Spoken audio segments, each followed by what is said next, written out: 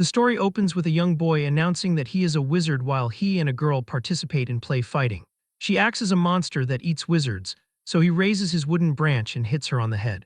She yells out and asks why he actually hit her, while he explains that monsters are meant to lose against wizards. An elderly man observes the children and remarks on how lively they are this morning. The boy recognizes the man as Rabbus. He then inquires about what is needed to become a wizard, while Rabbus clarifies that one cannot simply become one by wishing for it. He describes wizards as the peak of humanity who rule from the highest social ranks, adding that they are nobles and knights who inherited the ability to use magic from their ancestors.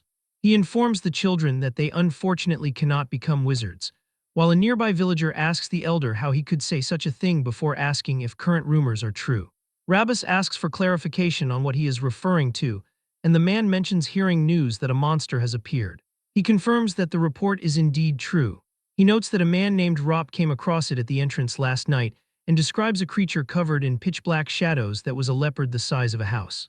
He reassures the man not to worry because the village chief went to the city to request a wizard and believes he will bring one back to subjugate the beast. The girl's mother expresses her relief at this news. She asks her daughter if she heard that and warns her not to go into the forest for now.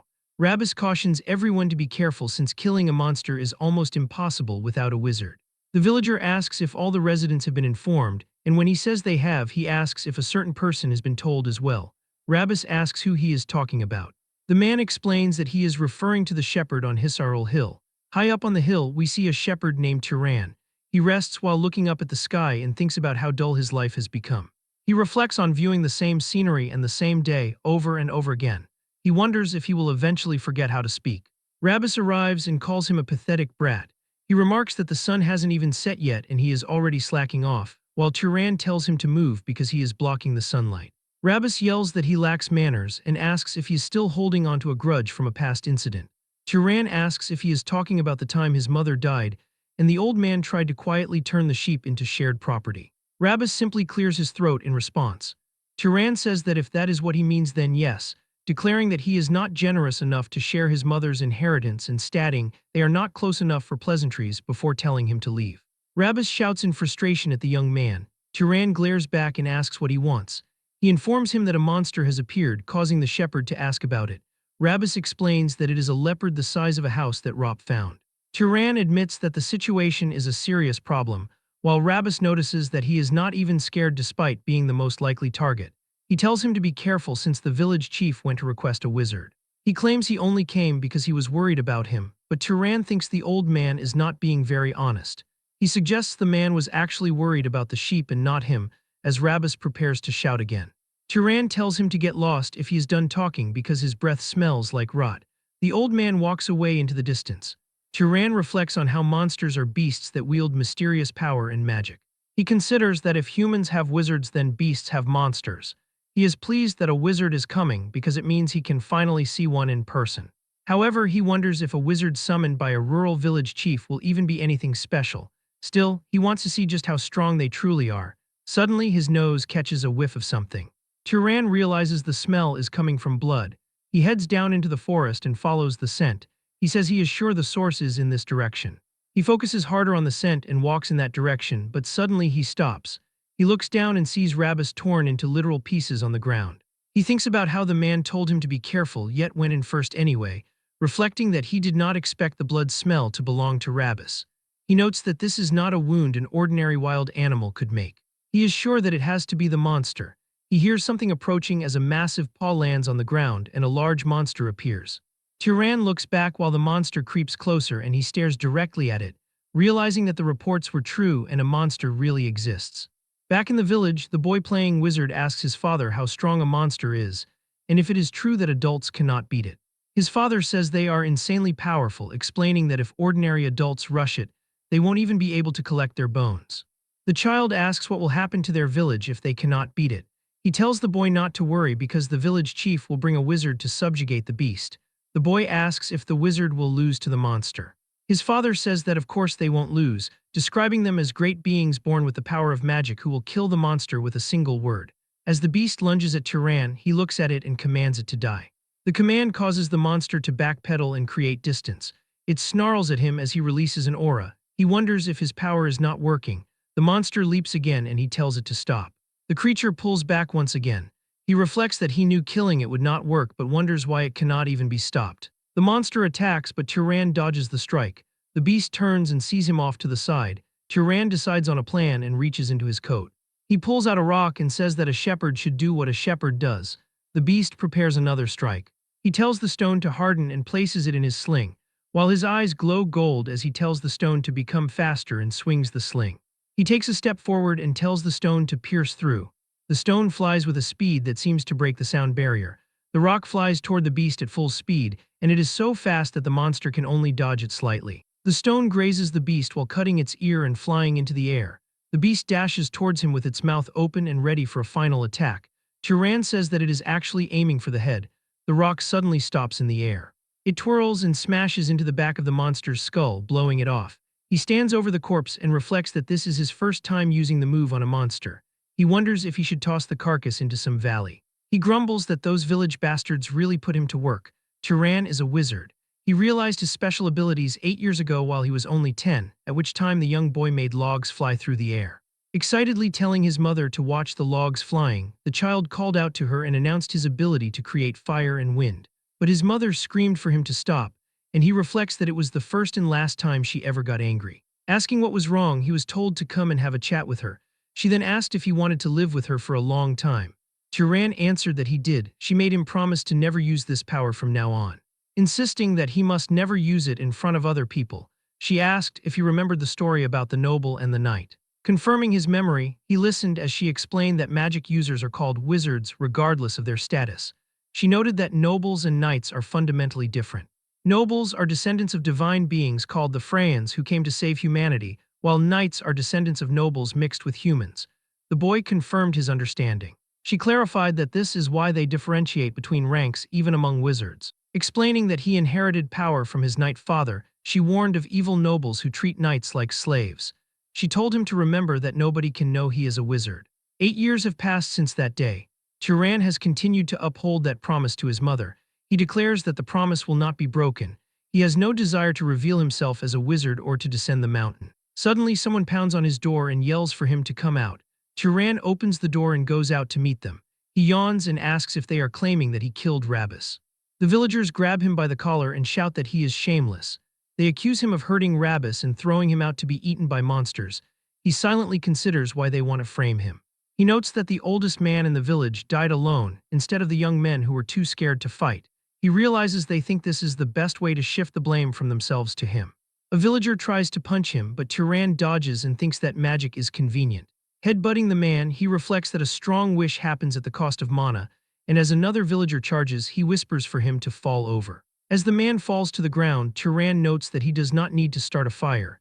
He just uses his power a little bit so that it is not obvious, just enough so that they do not die. He declares that he will dominate them. The fight continues as everyone charges at him, but after some time, all of the men are defeated and lying on the ground. For 8 years, Turan has hidden the fact that he is a wizard. He tells the men they should have used that strength for the funeral of Rabbis. Asking the nearby women if they are here to fight too, they reply that they only came to see him. He tells them to take those idiots down with them. Inside his home, he reflects that it is going to be chaos in the town again. He suspects they will use this as an excuse to rip him off when he goes to trade. He decides he can simply beat them up until he gets a fair deal. He thinks he gave them a proper whooping and they should not be back. Loud knocking begins again and he calls them insane. He throws open the door and asks who it is. He finds a tall man standing there. The man apologizes and says he thought he could ask for a favor in his travels, wondering if he has disturbed him. Turan wonders if he is a traveler. He apologizes and notes that a few uninvited guests just came by moments ago. Reflecting that his mother taught him manners, he wonders if that was proper, feeling awkward since he never talked nicely to people in this town. He observes a traveler with a sword in this sleepy old town. He tells the man that if he is looking for an inn, he should look elsewhere, but the traveler's stomach rumbles loudly. Turan sighs and tells him to come in. He prepares a meal and explains that he is not well off, so they do not have much. The man calls it a feast and notes that Turan must have never met someone from outside the town. Turan says that is right. He explains he was born and raised on this hill and has lived as a shepherd all this time. He notes that it is rare for this small town to get tourists. The man looks at him and finds it interesting. Commenting that for someone who grew up as a shepherd, he is well versed in manners, the man assumes his parents taught him well. Turan explains he learned from his mother, but she died a few years ago due to an illness. The man says she raised a proud son and is surely among the gods in a palace in the heavens. He thanks the boy once again, while Turan says he just lives the way his mother taught him. He asks what brings the man all the way out here to this country town, and the man explains he was asked a favor. Turan asks what kind of favor, so the traveler says they were looking for someone to take care of a monster puma. He declares that he is a wizard. Turan realizes he must be the wizard the village elder talked about, and the man says that is right. He asks if he can ask a question now, and Turan says sure. The man explains that he senses a monster in this area, but he does not see one. He finds it weird that Turan knows about the elder and the monster yet remains calm. Nodding that if the monster went for a human, it would be him, he asks if Turan is scared. He remarks that Turan seems awfully brave for a shepherd. He asks Turan who he really is. Turan remembers asking his mother why nobody can know he is a wizard. She explained it is because of the bad nobles. Comparing nobles to shepherds and knights to the dogs that nobles keep, she warned that they might treat him with love, but they can sell him off or sacrifice him. She told him she does not want that kind of life for him and asked if he wanted to keep living with her, to which he said yes. She told him to remember that nobody can know he is a wizard and warned that if other wizards find out, they will separate them. And they would turn him into their shepherd dog to be discarded at any moment. She told him that to avoid being found out as a wizard, he might eventually have to kill people. Turan thinks to himself that this must be what the situation has come to, while the older man asks if he is unable to respond to the inquiry. Kjorn stares at him for a moment before declaring that making such a face simply makes his joke feel awkward, and then he lets out a nervous laugh. Turan realizes it was only a joke and apologizes for lacking a sense of humor, while Kjorn insists he is the one who should apologize as he realizes he must have flustered the young man. He reflects that it is his first time hearing a wizard joke, which is why it caught him off guard, while the wanderer remarks that the reaction was so entertaining that he took the teasing a bit too far. He notes they haven't introduced themselves properly and expresses that it is nice to meet him. The old man reveals that his name is Kjorn and describes himself as a wanderer. Turan feels he should have introduced himself first and identifies as a shepherd. He states that he is 18 years old this year, to which Kjorn responds that he will be 75. Turan thinks Kjorn looks very good for his age, nodding he doesn't look old at all, while Kjorn explains that wizards age much more slowly than ordinary people and enjoy significantly longer lives. Turan asks how he ended up becoming a wanderer in the first place, and the man explains that after serving the Arabian family for 60 years, he finally left. He says that in his later years, he desired to roam from place to place without the need to settle down, and Turan calls the idea romantic as the two of them continue their harmless conversation. Turan reflects that sharing a conversation with a good person like this is something he never realized would be so enjoyable. They continue chatting until the sun begins to rise over the horizon. Kjorn realizes he didn't notice how much time he was spending as the light grows.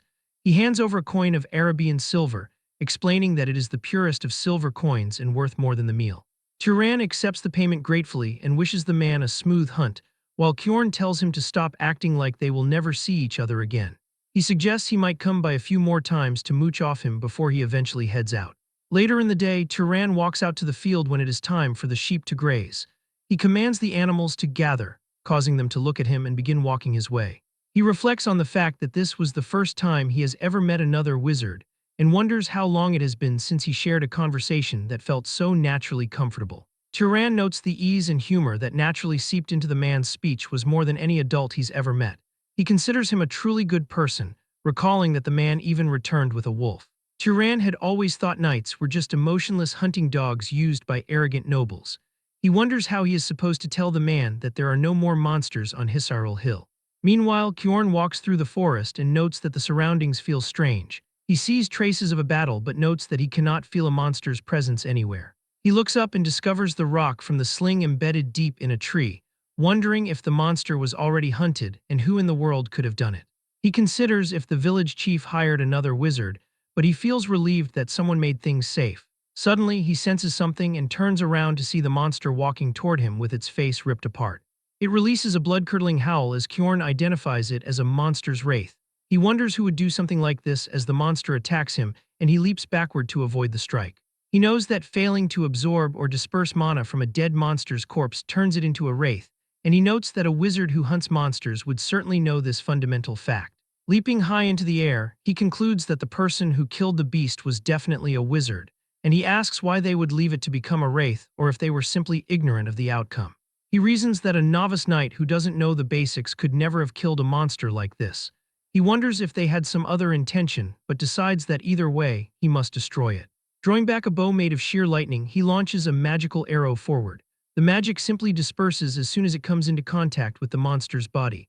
Kjorn asks if the monster's mana is vastly stronger than his. Suddenly, the monster disappears into the ground.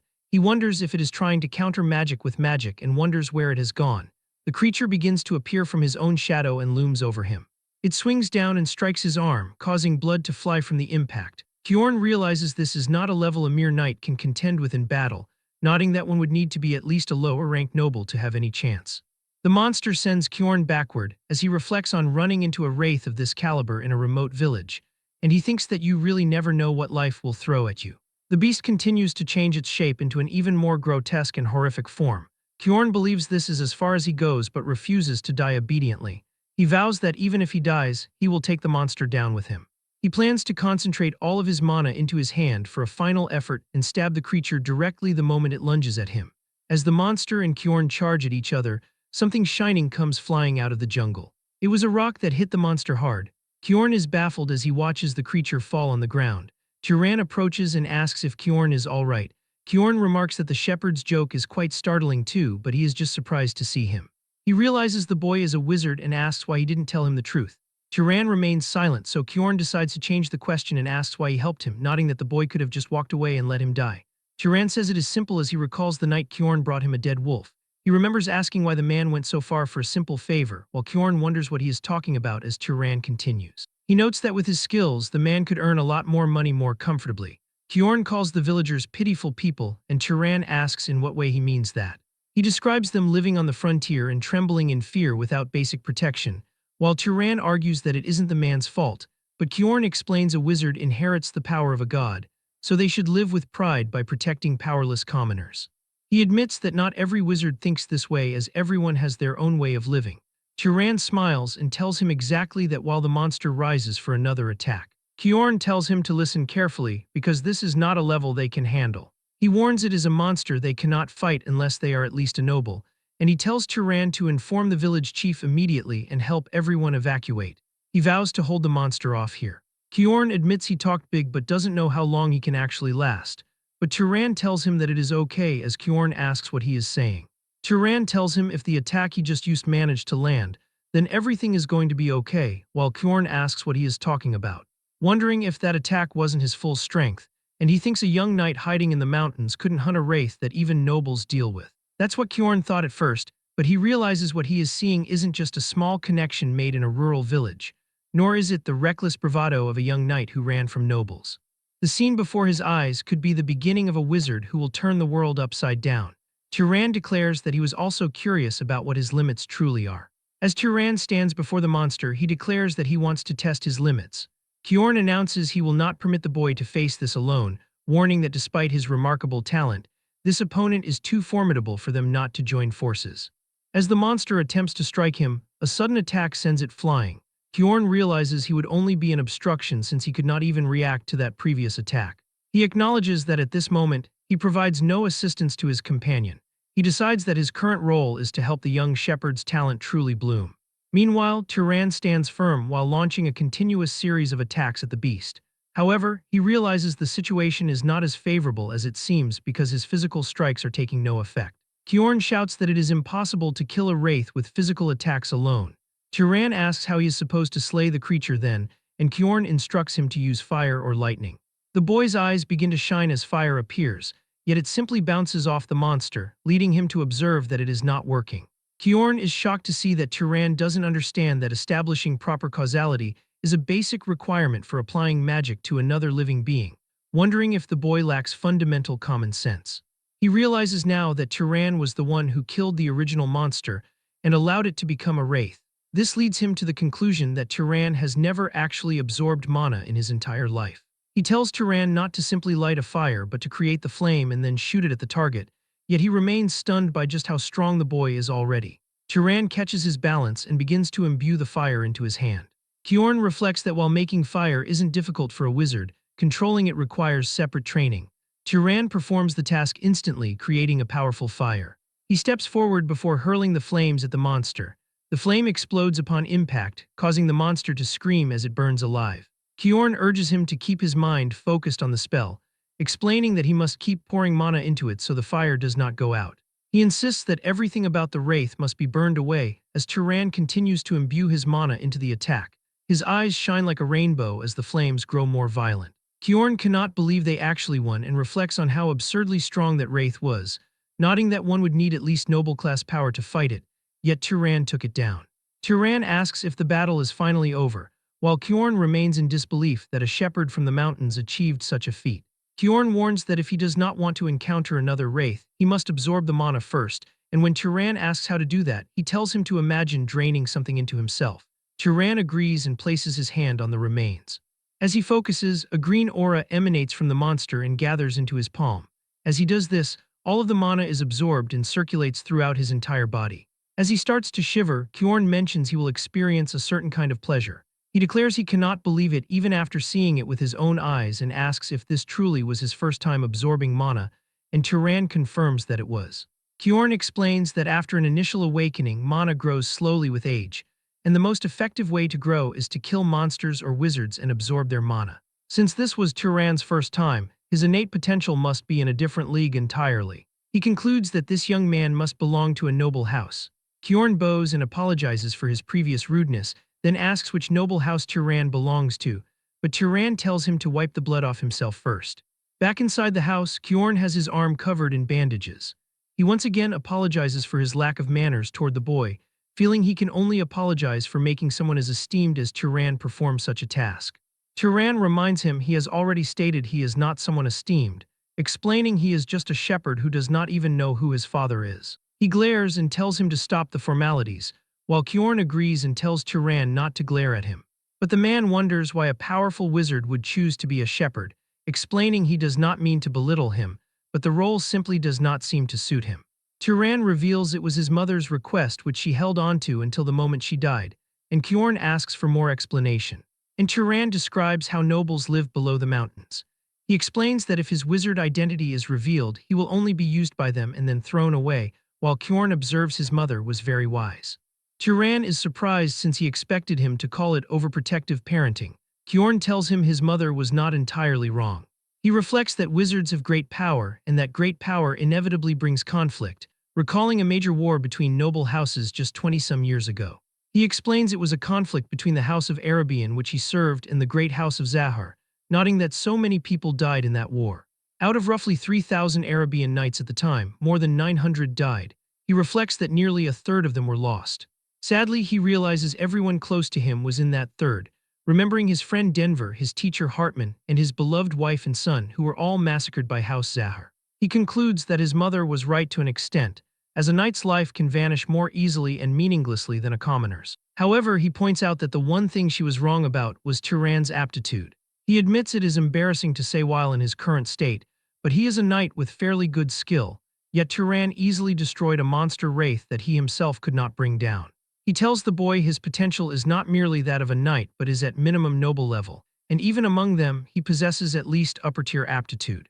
Turan asks if his mother was lying when she said his father was a knight, while Kyorn explains that on rare occasions, a child worse than a knight is born among nobles, or a noble-class child is born among knights.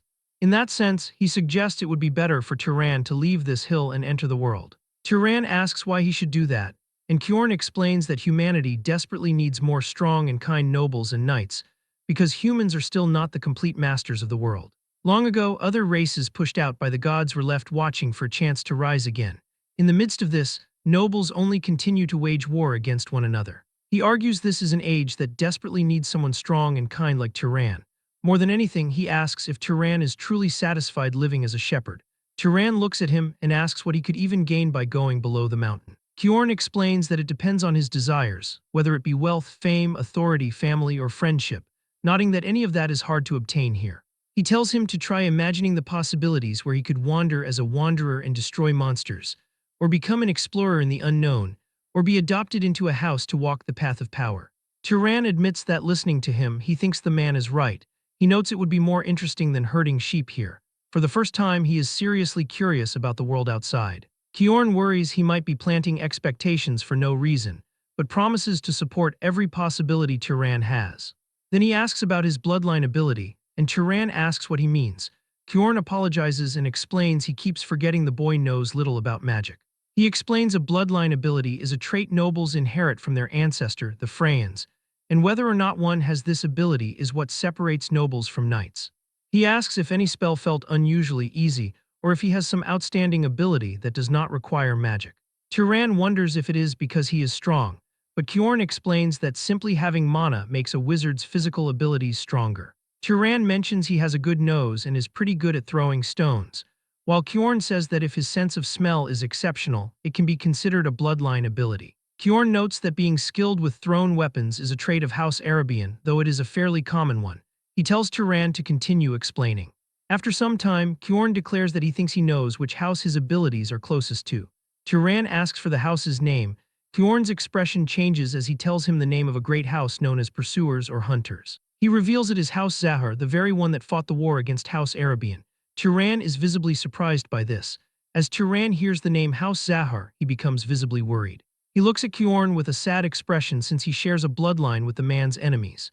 He considers the idea of apologizing, but notes that these relatives are practically strangers he has never encountered. Kyorn tells him not to maintain such a worried expression, noting that Turan did not participate in that war, and declaring that it is a situation for adults. He says that the fighting will never cease if they attempt to wash blood with blood. Turan asks if he possesses any regrets, causing Kyorn to inquire what he is referring to. The shepherd explains he is talking about the suggestion to descend the hill. Kyorn tells him that pursuing power after leaving the mountain will inevitably lead him to join House Zahar, noting that the young man has outstanding abilities, but declaring that he trusts his character. Turan asks what he means by that, so the man explains he is referring to the goodness within him, pointing out that he saved him while revealing an identity he has hidden for his entire life, and considering the idea that if someone like him joined House Zahar and achieved a high position, perhaps it could stop such a terrible war from occurring again. Kyorn says there is no need to think about the matter too seriously. He reflects that a decision regarding joining the family has not been made yet. Turan announces that his thoughts are now clear and he wants to try descending the mountain. Kyorn tells him he has thought well, but the boy declares he does not want to depart immediately. He tells Kyorn that he will head down once the man's injury has healed, while Kyorn calls him kind, nodding he is only slightly scratched and reflecting that the boy is truly a good person. Later inside the house, Kyorn explains that mana is absolutely required to use magic, stating that this is why mana is commonly referred to as the key to omnipotence. Turan asks about the term, so Kyorn clarifies it is not a truly omnipotent power despite the name, and that using magic requires mana that matches it. The boy asks what the standard for matching mana is, so Kyorn declares he will explain that immediately. He says the difficulty of magic is largely determined by three factors, listing them as bloodline, affinity, and causality. He explains that bloodline is determined by the specific lineage one is born into, which applies to most nobles who are not knights. He considers that it would be difficult for the boy to heal wounds using magic, asking if he is wrong about that, but Turan declares that he is not. Kyorn continues that for members of the Ravista bloodline from the south, it is something they can achieve even without training since the power originates from the bloodline. Turan asks about the second factor, affinity, which Kyorn says can be thought of as familiarity. He explains it is the concept that a mage can more easily perform tasks they prefer or are used to, while Turan reflects that it is like how he created a fireball as if he were throwing a rock. Kyorn confirms that he is correct and considers that simply making flames would not have achieved the same speed or firepower. He notes the last factor, causality, is the most important, though he reflects he does not fully understand it. He asks what would occur if Turan tried to kill him directly by using mana, so Turan says some light would probably shine from his head and nothing more would happen. Kyorn says that is exactly the phenomenon occurring from a lack of causality. He explains it applies when there is no appropriate cause for a desired outcome, or when what needs to be achieved is excessively difficult. Turan reflects that he thinks he understands a bit of what causality is. He notes that to kill Kyorn, instead of spending mana wishing for death, he would need to provide a cause of death like creating and shooting flames, which is more natural than directly lighting one. Kyorn tells him exactly that while reflecting Turan could have been a scholar instead of a mage. Turan says that he can control ordinary animals as he wishes and asks why magical beasts would need something like that, so Kyorn tells him it is because of their mana. They continue talking while a sheep eavesdrops. Turan reflects that magic is certainly not easy, while Kjorn tells him an excellent mage knows not just how to use mana, but also the principles and situations behind it. The shepherd wonders if the House Zahar bloodline also possesses special magic, so Kjorn tells him they are skilled in stealth and tracking and suggests he try it once. Turan agrees to the suggestion. He closes his eyes and thinks how he does not want to be seen by others, wishing that neither sound nor smell could be detected. He starts to fade away and asks if it worked. Kjorn stands there speechless, seeing nothing in front of him. He tells him he succeeded because he can no longer see him. The man feels a little sad as he looks at the now empty room. Turan slowly reappears, and Kjorn reflects it has been a while since he has seen that ability, nodding it is still a frightening power. He notes that during the war, the Arabian knights feared that ability the most, while Turan reflects that this seems like an unfairly powerful ability. Kjorn tells him it is not invincible and declares he will teach him magic training methods. Turan says the man is being too friendly and teaching too much to a mage from an enemy family. Kjorn reminds him he saved his life and treated him, declaring again that he trusts his character. Later, an ugly bald man asks if Turan is truly selling the sheep and leaving. The bald man asks who will perform the shepherding from now on, and how he can decide such a thing without consulting them. Turan tells them they should figure out how to find a shepherd themselves, declaring it does not matter to them what he does with his belongings. He hopes they buy the sheep at a fair price or he will release them and leave. He says they are free to capture them but notes they will probably have a hard time. The chief reflects that this bastard is someone who keeps his word and that nothing good will come from irritating him. He says he understands and tells him to do whatever he wants while handing over a bag of money. As Turan and Kjorn start to leave, Turan reflects that the villagers still owe Kjorn compensation for everything and considers going to collect it. Kjorn tells him he does not intend to receive it because Turan was the one who caught the beast. Turan notes that is true and reflects they have reached a crossroads where they must part ways. Kjorn tells him he is sorry for refusing the offer to travel together as he is more comfortable alone.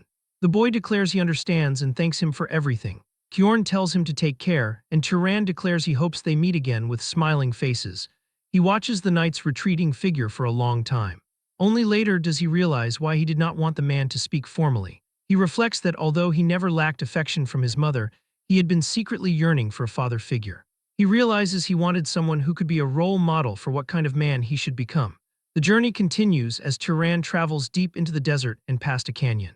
As he walks and looks up to try to look farther, he spots people off in the distance. He wonders if they are traveling merchants going from village to village. He reflects this is good since he can ask for directions. Turan reaches near them. A man asks who he is to block their path, so Turan explains he is traveling alone and asks for the location of the nearest city. They tell him he will reach a city called Mure if he follows the road they came from. Turan thanks them for the information and starts to leave, but one of the men tells him to wait. He asks if the boy is really going to leave after receiving information, while Turan asks what he is talking about and wonders what he wants. The man tells him he should give something in return if he receives something. They take out their blades and tell him to take off his bag.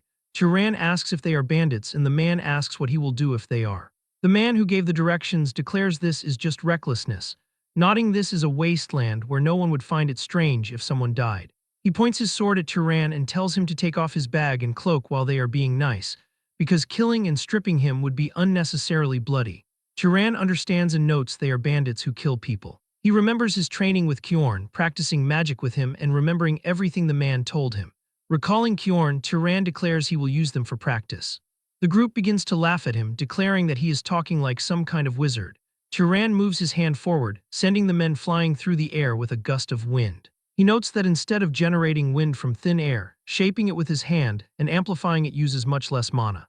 He didn't realize he could whip up wind this strong with such a small amount of mana, and the men are left completely confused by the attack. He then begins to pull water from his water pouch, forming it into a crystal. He creates multiple crystals now and the bandits realize they have made a mistake. One of the men is impaled by crystals, which kills him instantly. Turan thinks that this spell is supposed to be useful near a lot of water, but considers that simply throwing stones feels faster and stronger than this so far. The bandits apologize and say they didn't know he was a wizard while begging for forgiveness. The leader is distracting him while the rest of the group creeps up from behind. Turan lifts his foot and stomps down, causing a sand pillar to spawn under the men, and the pillars impale all of them as the leader stands there speechless. He stares at the corpses of his men and declares that this is impossible. Turan says he has one thing to ask, and the man declares he will answer anything. He asks why they attacked him without a plan, nodding that a traveler walking alone could easily be a wizard. The leader explains it was because Turan bowed his head. He says that even when they spoke rudely, the boy bowed and greeted them, so they assumed he was ordinary. Turan thanks him and declares that the man taught him something useful. The bandit smiles and asks if he is really going to spare him. Water begins to gather above the man's head, as a flashback shows Kjorn telling him that he is going to meet many people, and there is something he must absolutely know. He says he must never show mercy to scum like bandits, describing them as the kind who do not hesitate to harm others for a profit. He notes the reason he is saying this so firmly is because he understands the boy's nature, and Turan declares that he understands the reasoning. A life spared out of pity could end up harming 10 good people, so he kills the man and reflects that he has stalled for long enough. The road the bandits drag their cart along left clear wheel tracks cutting across the sand for him to follow. As he follows the trail, one thought remains burned sharply into his mind. He killed people. He feels guilt but realizes he couldn't just let them go. Kjorn's warning comes back to remind him of those who rob and kill without hesitation, and such people would target others again at any moment. Like tracks in the desert slowly fatting as weeds grow over them, Turan's chaotic heart gradually settled as he recalled the teachings of Kjorn. And then, he arrived in a new world. He stands above the small city of Mure, which is unlike the village where he spent his life. He thinks that the place is pretty, and as the streets are crowded with people, he notes it is his first time seeing so many together. Even the architecture is completely different from what he is used to. He feels as though he has truly come to a city. He walks toward a shopkeeper who welcomes him and asks what he can get for him. Turan says he is not a customer. He recalls Kjorn saying that if he reaches a city and needs a place to rest, he should look for an inn. The shopkeeper tells him that if he is not buying fruit, he should get lost. Turan wonders why the man is being so rude, and if it is an unspoken rule in cities that questions require buying fruit first. He points to a fruit and asks how much it costs, so the merchant tells him it is 2 ducat. Turan asks what exactly a ducat is, but the merchant notes he looks like an outsider who probably doesn't know what that is, adding that paying with other coins is fine too. Turan hands over a coin and asks where he can find the inn. The man points him toward the biggest inn in the city. When he arrives, an inn staff member named Lena welcomes him. She tells him that he is a handsome guest, and he asks how much a night costs, and she says it is 16 ducat. He declares that he will stay but adds that he has one more question. He asks if there is a monster nearby with a bounty on its head, but Lena is surprised that he is asking about a monster. He thinks about needing to kill monsters to absorb their mana, and recalls Kjorn saying that hunting monsters would earn money as well. He asks why she is not answering his question. Lena declares that there is no such thing as free in this world. She eventually has him buy a drink and tells him to go to City Hall. He asks what that place is. She asks if he really doesn't know and declares he must be from the countryside. She explains that city halls are where various public affairs are handled, and the officials working there are employed by the city's lord. She adds it is probably closed since the sun is already down, but suggests going there tomorrow if he wants to find a monster bounty. She asks if he is a monster hunter as well, so Turan asks what a monster hunter is. She explains people claim that if an ordinary person hunts monsters, they become a wizard, and she asks if he is trying to become a wizard too. She declares that anyone who believes that kind of superstition is an idiot, but Turan asks if it is just a superstition. Suddenly someone puts his hand on Turan, and it was a monster hunter named Midden who declares it is a fact that killing monsters makes you a wizard, saying he saw it with his own eyes. Lena is surprised to see him alive, but Midden declares he is not dying until he becomes a wizard. Turan pats the man's hand, and Midden removes it from his shoulder while apologizing for the intrusion. Turan says he wants to hear more about what was just said, and Midden asks if he refers to the part about becoming a wizard by killing monsters. He explains that wizards get stronger when they hunt monsters, and by the same principle an ordinary person can become a wizard. He notes the 4 of them are hunting monsters to try and become wizards. Turan asks if that means someone among them is already a wizard, but Midden says no and explains there is only the Lord's wizard and 3 others under him in this city. He notes the boy's gear is too shabby for hunting and asks if he has a weapon. Turan says he does and holds up a sling, while Midden notes that judging by how worn it is, he must have used it a lot. Turan says it is good for firing something the size of an egg quickly, but Midden says he could easily hunt rabbit or fox monsters with that. He notes they were wishing for one more shooter and asks if he has any interest in hunting with them. Turan smiles and says no but thanks them for the offer. At night in his room, he reflects that there is no reason he has to hunt together with them. He thinks about what a chaotic day it has been. He still can't believe he actually left the village, wondering what is going to happen from here on. He senses someone outside his room and asks who it is. He recalls Kjorn telling him that a city isn't automatically safe and he should never let his guard down. He goes near the door while imbuing his hand with mana just in case.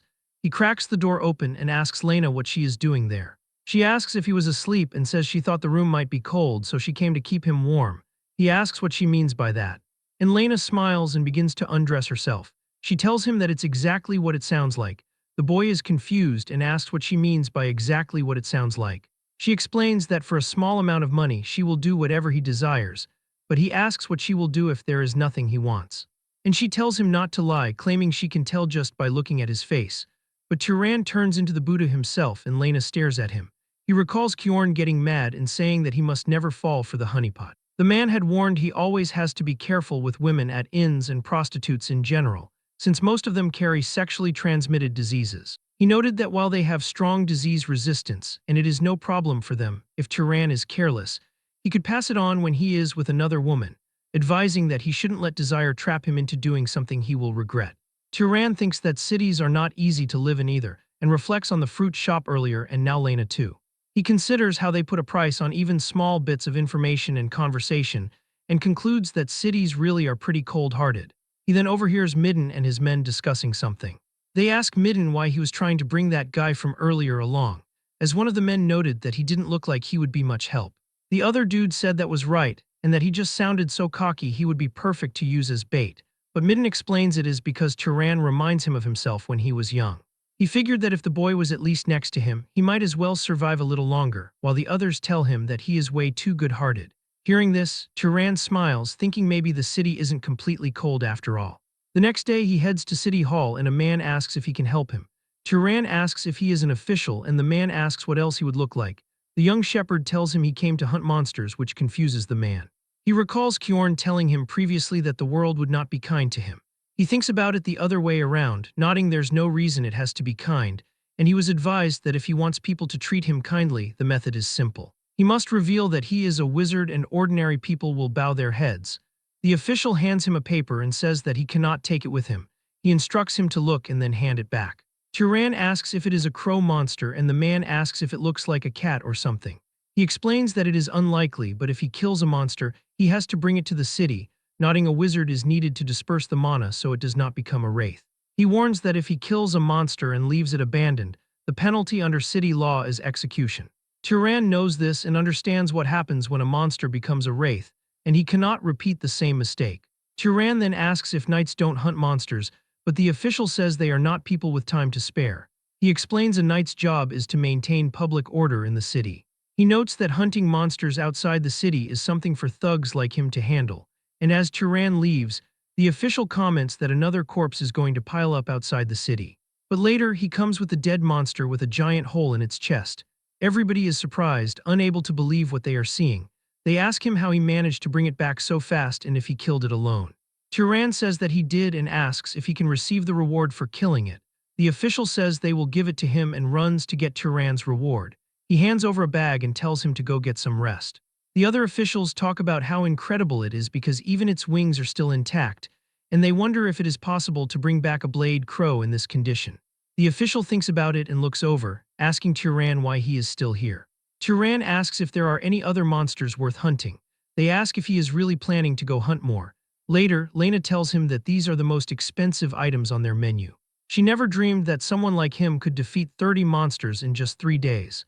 She says he must have made a lot of money from the bounties, while Turan continues to eat like a baby. He responds that money isn't his only goal.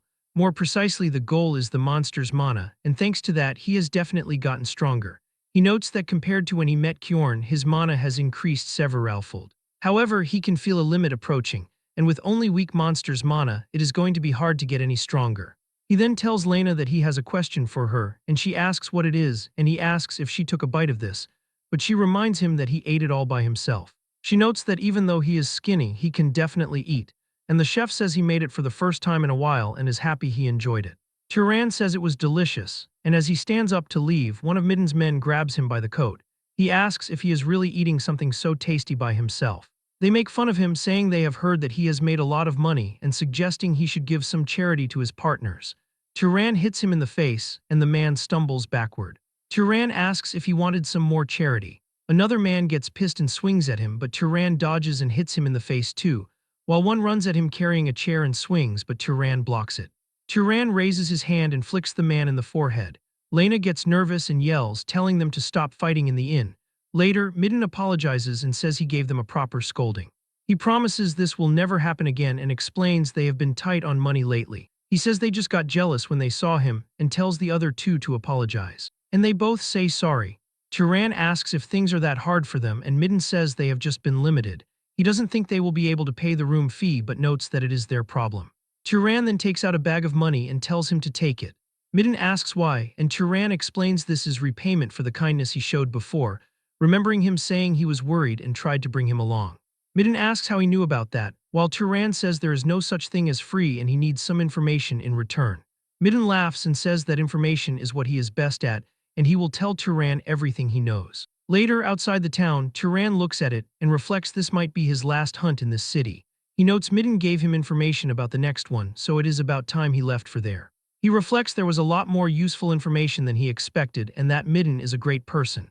He thinks Midden is not as seasoned as Kjorn, but that just makes him purer and kinder. He then senses something and recognizes the smell. He starts to run in that direction, knowing what is happening but hopping his hunch is wrong. As he heads into the jungle, he sees marks on a tree. He looks over and spots one of the men cut across the chest and bleeding out. Turan recognizes that he is from Midden's group. He then looks over and spots Midden's corpse and the coins that he gave him on the ground covered in blood. Turan just wonders what happened to him. Turan looks down at Midden and one of the men who is still barely alive as the man struggles to speak but manages to get the word rabbit out. Turan is confused and asks a rabbit. But the dying man is finally able to say it's a rabbit monster. Turan looks to the other side and sees the monster still eating another man. The monster also notices him and glares at Turan with its red glowing eyes. Turan was standing up when the monster charged at him with great speed, but he dodged the attack, and the monster hit the tree, destroying it instantly. Turan can't believe how fast it is and he was almost hit by it. He twirls his sling and raises it up before firing it.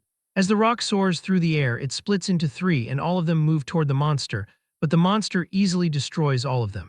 Turan notes that this creature is used to defending against thrown weapon techniques. The beast readies itself and dashes toward him once more. It is surprised when Turan completely vanishes in front of it.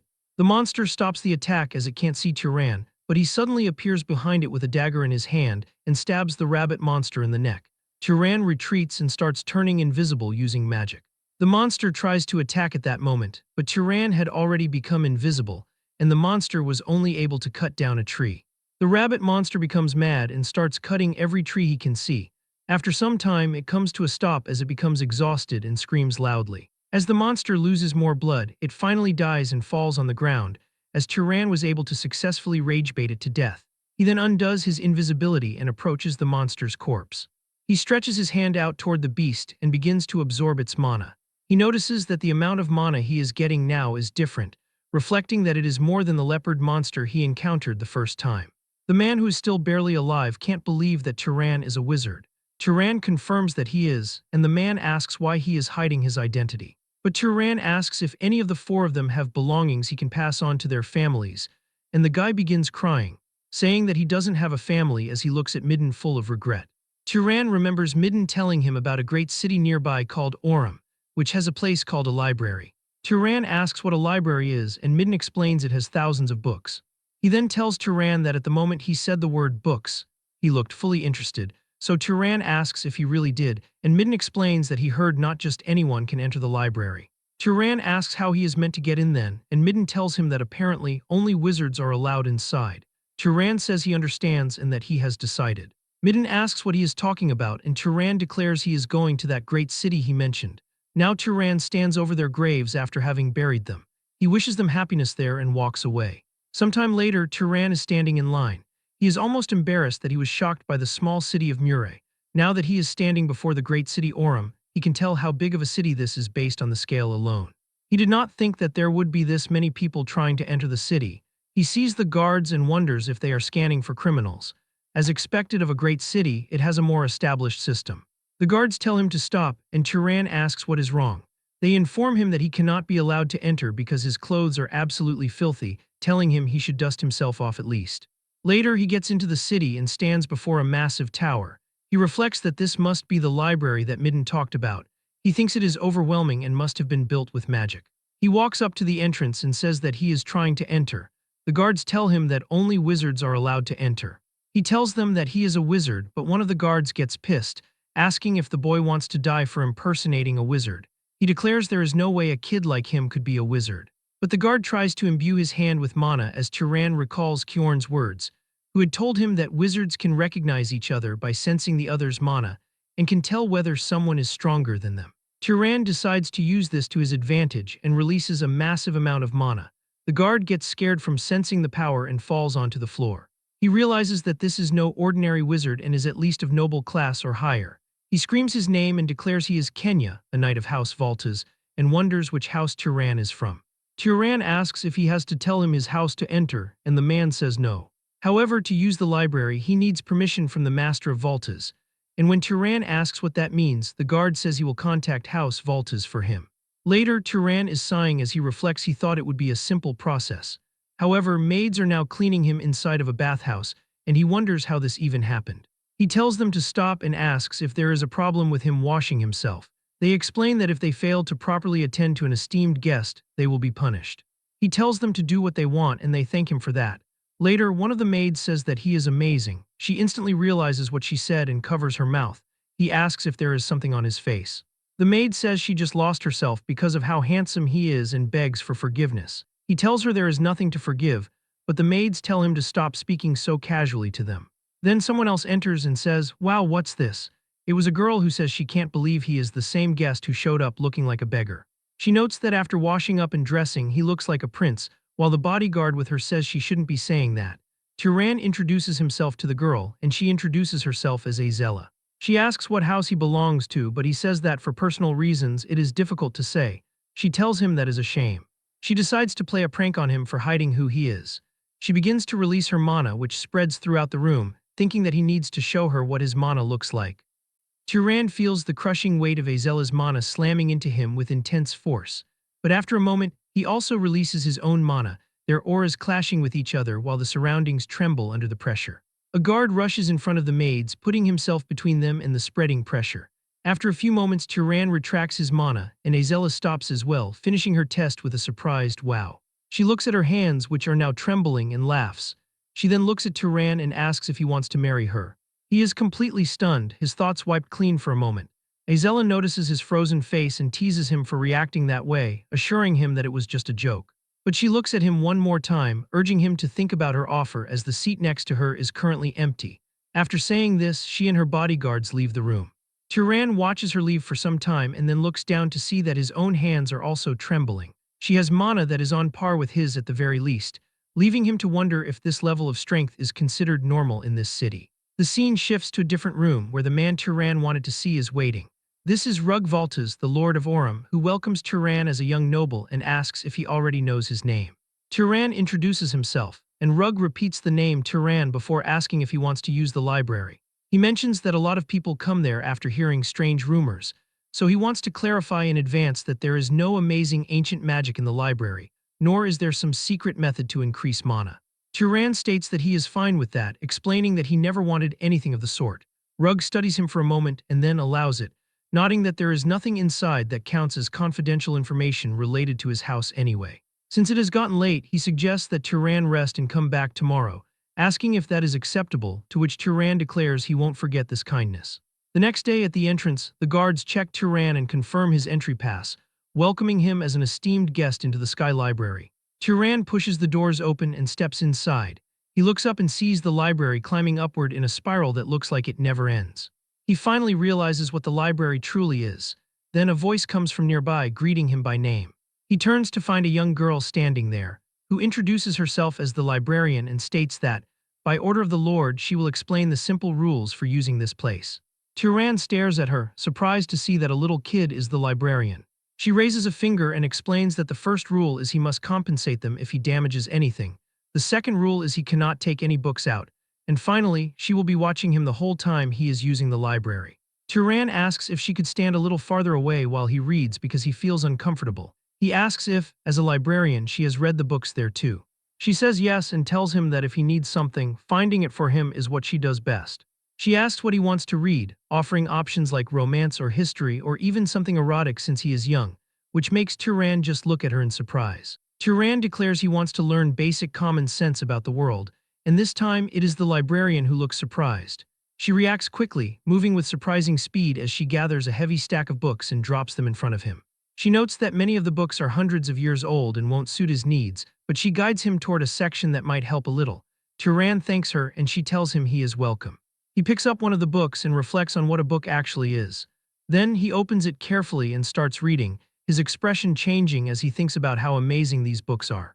Turan repeats this same routine every day, reading in the library. He now comes to understand the world's geography and its different races, learning about the etiquette of wizards and how various items are manufactured and processed, even studying monsters and relics from the era of the Old Empire. With each piece of knowledge he accumulates, his world, something that was once nothing but an unknown space, grows clearer and more vivid to him. Later, Lord Rugvaltas notes that Turan has been making excellent use of the library, which Turan confirms is true. The Lord then states that, separate from treating him as a noble, allowing him to use the library was an act of goodwill, and he declares he would like to receive payment for that goodwill. Turan does not stall and asks the Lord to tell him what he needs. Rug explains that a monster has appeared north of Orem and has been attacking travelers, noting that 4 knights who went to subjugate it never returned because they were eaten. He adds that it seems a noble will have to step in personally, but his house can only mobilize 2 people at the moment. Turan agrees to help, thinking that protecting people is what a wizard ought to do. However, he feels something is off, knowing that wizards are usually the type who do not get involved in things like this. Rug adds that the Northern Road is an important trade route for Orem and has been blocked for 10 days, so they have to reopen it quickly. Turan realizes that 10 days ago was before he even arrived in Orem, figuring out that this is why the Lord let him use the library so readily. The scene shifts as a large group leaves the city. Azella remarks that her father really is something else to think he would mobilize a guest for a monster hunt, asking if they were truly that unreliable. She tells Turan that she is not blaming anyone, but says the Lord is making a huge fuss. The man beside her laughs and asks if calling the Lord fussy is a bit much, prompting Azella to tell him to drop it. That man stops for a moment and turns toward Turan to introduce himself as Marvin Valtas, saying he looks forward to working with him, and Turan returns the greeting. As they walk, Azella says they should finish this quickly and go back to rest. Marvin leans in and asks if Turan is interested in his big sister by any chance, to which Turan says no instantly. Marvin looks genuinely relieved. Suddenly, the guard at the front shouts for everyone to stop. Up ahead, they find a destroyed carriage on the road.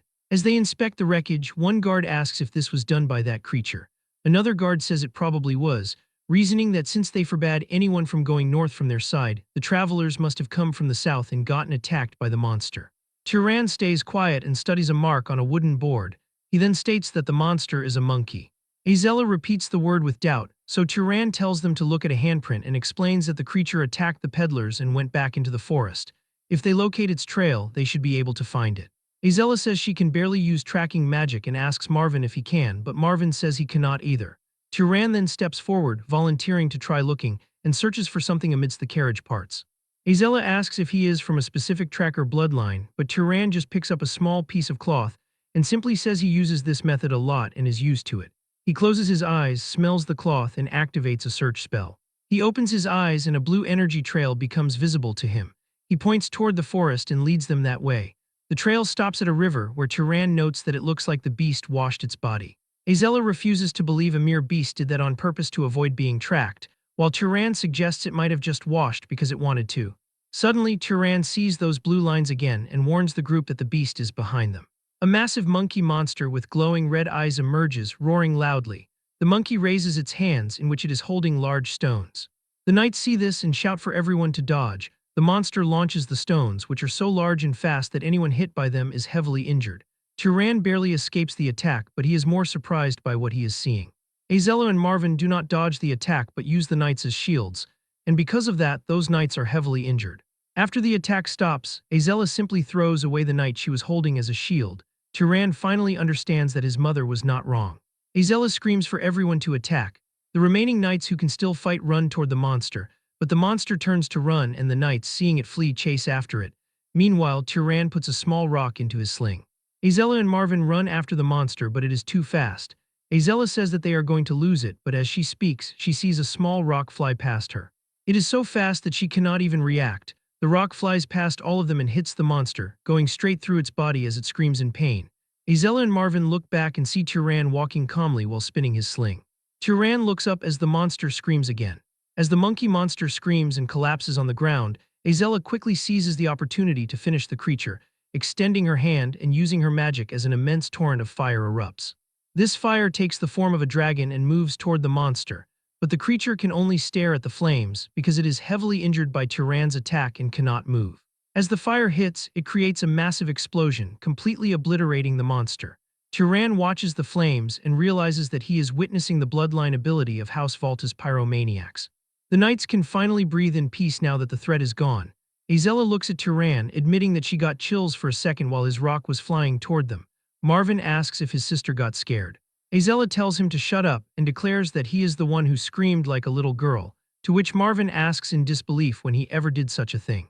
Meanwhile, the knights are busy checking the wounded.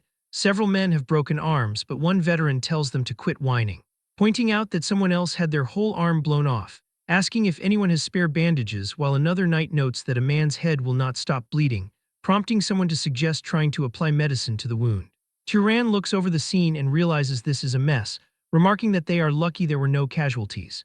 It was a surprise attack by a monster, but he notes this was a fight where they could have avoided serious injuries altogether. He looks at Azella and Marvin, considering the fact that since their bodies get stronger based on their mana, these nobles should be several times tougher than the knights. Despite this, they did not hesitate to use people weaker than them as shields. Marvin notices Turan's stare and asks if something is wrong, but Turan tells him it is nothing. Azella calls Turan over, nodding that the most important part of the battle is to absorb the monster's mana, and she welcomes him to the absorption party, to which he agrees. The three gather around the monster's remains and raise their hands. As Turan begins the process, he reflects on how the books were right. Even if multiple people absorb mana at once, the degree of enhancement does not seem to be reduced. Azella stops absorbing mana, frustrated that she has already reached her maximum and complaining about her crappy growth limit, while Marvin reaches his limit soon after. But Turan continues the absorption process naturally, prompting Azella to finally understand why her father sent him along. He possesses incredible spell proficiency and a mana capacity that rivals her own. She is amazed to think he is a noble who hasn't even reached his growth limit yet. As the sun sets, the group returns to the capital. Marvin reflects that they would have never defeated the monster without Turan, crediting him for everything from his tracking ability to the hit that knocked the beast down. Turan asks him to stop, insisting it wasn't anything spectacular. He admits he regrets noticing the monster too late and allowing it to get the first strike, as he did not expect the creature to have a search ability. Marvin asks with surprise if it really had a search ability. Turan says yes, and explains that different abilities seem to awaken depending on the monster's external traits. He points out that the monkey had unusually big hands and big eyes, which were not part of its original form, meaning it probably awakened an ability to throw things with great force and the ability to see far away or through the forest. Marvin is impressed that Turan figured all of that out so quickly, and Turan explains that he looked through a monster encyclopedia at the library earlier. Marvin calls the library a stuffy place where no one goes. Azella mentions she went there once a long time ago out of curiosity, but found the books too difficult and left before reading even half a volume. Turan suggests that the next time she goes, she should ask the librarian if there are any easy books. Azella is confused and asks if there is even someone like that in the library. This reaction leaves Turan feeling confused. Turan heads back to the library and the librarian greets him by name as he enters, making him realize he was careless. He knows that no knight or commoner would ever call a noble by their first name, as everyone in the city uses the term esteemed one. He also thinks that the way she looks does not exactly scream librarian. He asks how she knows his name. The girl looks at him in surprise and then smiles, asking if he only noticed it now. She reveals she learned it from his permit and declares that as long as it is around this library, her gaze can reach anywhere. Turan asks how he should address her, and she says she doesn't really have a name, so he can call her whatever he wants.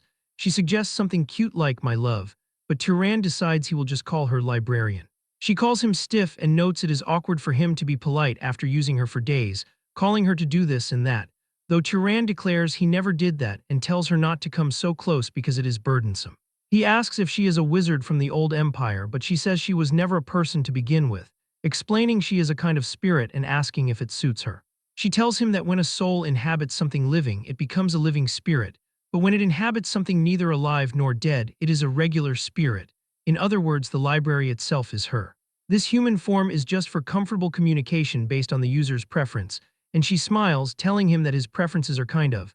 Turan tells her not to make stuff up, but she insists she is like a reflection in water. Turan looks at her carefully and places his hand on her belly, but it goes right through it. She asks where he is touching and says it feels weird. Turan apologizes, and she complains about how annoying it is that she cannot directly exert power on intruders.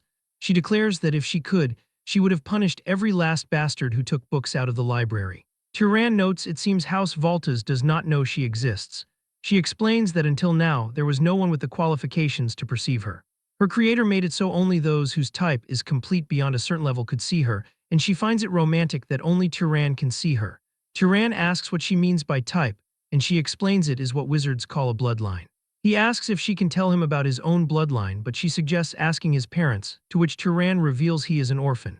The spirit licks her lips and offers to check for him, saying she only needs his consent to examine his body. Turan asks what she means by that. The spirit laughs and makes a ghostly expression before suddenly sticking her hand into Turan's chest, which also goes right through his body, leaving him stunned. She laughs and notes that they are now connected. Turan tells her not to say weird things but realizes it doesn't hurt. She reveals that while there are a few small bits, the big chunks are the pursuer and hunter bloodlines, asking if that is a trait of House Zahar, and he says yes. However, she notes that there is one more bloodline and says that Turan is mixed. Turan asks what she means by mixed, and she explains he is the result of two people from different bloodlines, though she doesn't know what the other one is because it is still locked. She says a locked bloodline isn't that rare in bloodline combinations, and that it will open naturally as he grows stronger. Turan reflects on his mother, thinking she was far too polite and educated to be a commoner, making him wonder if she was a descendant of some noble with a bloodline so diluted it couldn't hold night-level mana. He tells the spirit he understands and thanks her, prompting her to tell him to stay one more month if he is truly grateful. From then on, Turan does not read alone. He asks the spirit about the contents of the books and requests explanations, asking if there are really that many invisible substances in the world. The librarian shares knowledge from books that were plundered and vanished thousands of years ago, teaching him that if he makes water float and looks through it, he will be able to see it directly. Turan finds these lessons on the laws of nature to be a treasure beyond measure. He learns that diseases arise from microorganisms and that the decay of living things is caused by the feeding of germs. He also grasps basic principles like the refraction of light, the generation of heat through friction, and the process of how living things get injured and how they heal. Turan decides to experiment with decay. He touches an apple before him and it quickly turns rotten. The librarian asks how his progress is, and Turan calls it incredible. While existing magic can achieve this effect, understanding the scientific principle allows him to consume far less mana. He realizes that simply changing the way he perceives the world has raised his skill as a wizard. He asks if powerful houses are monopolizing knowledge like this, nodding that if every wizard knew it, they would lose their competitive edge. The librarian notes that people's level of knowledge keeps dropping over time and says she now understands why. Turan eventually declares it is time for him to leave. He says that the owner of this place has been openly giving him hints to go. The librarian's spirit begs him to take her with him and tries to hug him, but she passes right through his body and hits the floor. Turan asks if she can even leave the place and she admits she cannot. She begs him to stay, promising to take good care of him, but Turan gently says he will pass. She huffs that he is never going to say he will stay. She encourages him to look around the land for the god's legacy, suggesting there might be spirits out there who know even more than she does. Turan promises to visit from time to time. She tells him to come if he wants to or not, though she is clearly sad to see him go. Turan smiles and says that there are still many books he has yet to read. He finally leaves the city, following a continental map he got from the library. House Zahar's base is in the Emerald Desert, east of Orem. He decides to head toward Zahar to find clues about his parents. As Turan walks, he notes that there is no need to rush. If the clues were going to disappear, they would have vanished sometime over the last 18 years, and if they are still there, arriving a little later will not make them vanish now. He continues to train, kill monsters, and absorb their mana. As he travels through the woods, he suddenly hears a horse neighing. He wonders what is happening and spots a majestic horse with a saddle. Turan realizes that the horse is not attacking the man lying on the ground, but is actually protecting him from attackers. One attacker calls it a demon and asks what kind of pet monster could be that strong. Turan watches closely, wondering if the horse is actually the one being targeted. Suddenly, Turan realizes who the attackers are.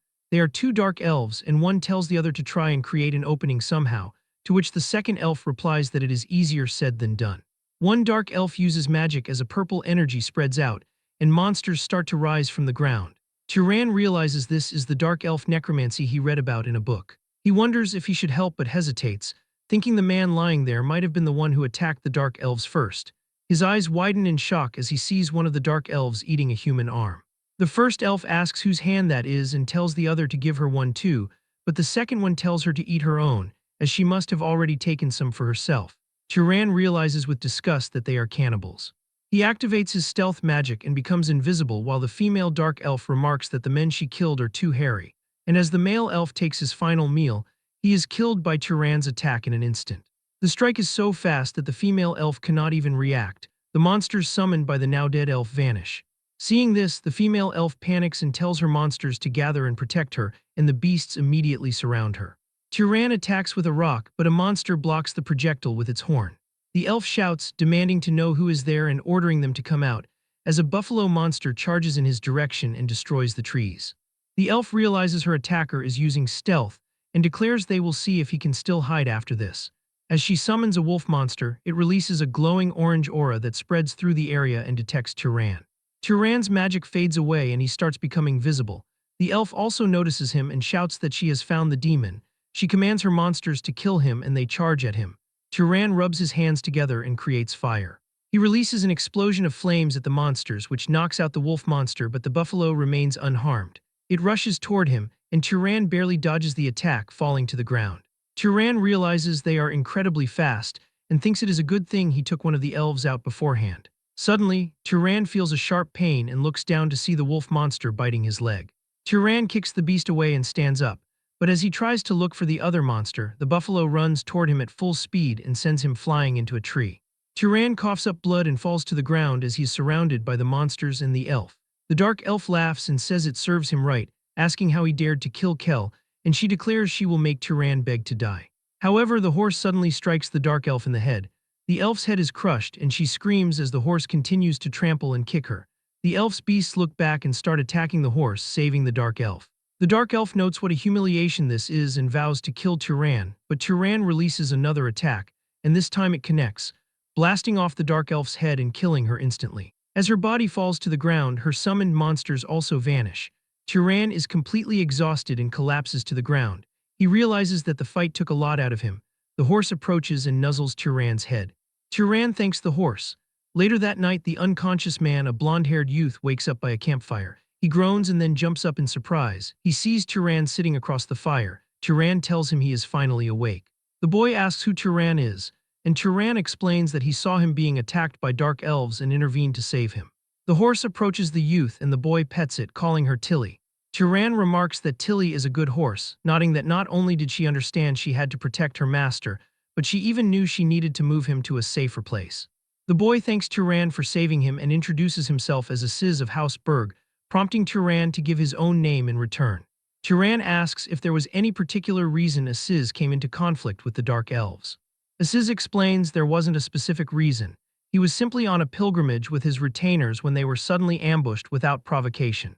Aziz begins to cry, saying he had heard these other races were savage but never imagined they would be this bad. He sobs for his fallen friends, explaining that the people he lost were very precious to him. Turan asks if they were his family, and Aziz replies that they were the knights and servants who came on the pilgrimage with him, and that they had practically raised him since he was little. Turan notes that Aziz seems like a good person. He asks if Aziz knows how many dark elves attacked because he killed 2 of them, and Aziz says that should be all of them. Turan then uses his search spell and senses the surrounding area. He confirms there are definitely no more dark elves nearby. Aziz asks Turan if he has any urgent business, and Turan says that he is also in the middle of a pilgrimage. Aziz is amazed that someone on a pilgrimage would have so much power, asking if Turan is the child of some great house and wondering why he is traveling alone. Turan replies that it is difficult for him to explain. He claims he is not that strong, saying he only managed to ambush 1 elf and barely fought off the other with the help of the red horse. Turan releases his mana, and Aziz is confused at first but also releases his own mana. They both check each other's power. Turan is shocked to realize the blonde man's amount of mana is incredible. If he hadn't absorbed the dark elf's mana, he would have even less than Aziz. Aziz thinks that, honestly, Turan's raw mana alone is at a level where he would not be overwhelmed by 2 necromancers. Deducing that Turan must be noble-born from a powerful bloodline, and that since he is on a pilgrimage, he probably hasn't even reached his growth limit yet. Aziz wonders why someone like that would be traveling alone. Aziz then asks Turan if, assuming he does not have a fixed destination, it would be all right to invite him to House Berg, promising to repay Turan for saving his life and asking him to safely escort him back to his house. Turan asks what Aziz means by repayment. Aziz gives a large grin and declares that those of Houseberg are enchanters and vassals of Arabian, the great house to the north, explaining that they belong to a bloodline that has crafted magic tools for generations.